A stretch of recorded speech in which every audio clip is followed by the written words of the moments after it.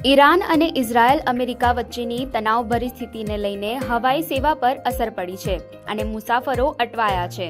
ત્યારે અમેરિકાના એટલાન્ટાથી અબુધાબી થઈને ભારત આવવા નીકળેલા વડોદરા જિલ્લા પંચાયતની પિલોલ બેઠકના સદસ્ય કમલેશ પટેલની ફ્લાઇટમાં અચાનક એનાઉન્સમેન્ટ થયું અને તેમની ફ્લાઇટને અબુધાબીના બદલે ઇસ્તંબુલ તરફ ડાયવર્ટ કરી દેવામાં આવી।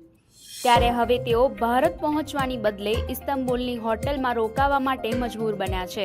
મહત્વનું છે કે હાલ ઇસ્તંબુલની સ્થિતિ યોગ્ય હોવાથી તેઓ સુરક્ષિત વાતાવરણમાં હોટલમાં રહી રહ્યા છે, પરંતુ સ્વાભાવિક છે કે અંદાજિત જે સમયે તેઓ ભારત પહોંચી ગયા હોત તે જ સમય તેઓ અત્યારે એક એવા દેશમાં વિતાવી રહ્યા છે કે જ્યાં તેમના પ્રવાસનો ભાગ પણ નહોતો।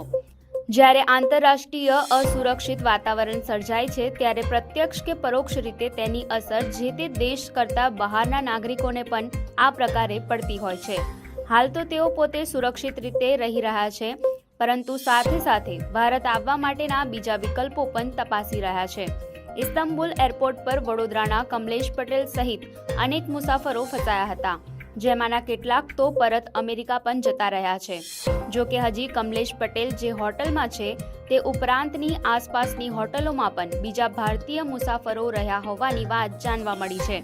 ત્યારે હવે કમલેશ પટેલ અને બાકીના ભારતીય સુરક્ષિત સ્વદેશ પહોંચે તેવી આશા સેવાઈ રહી છે।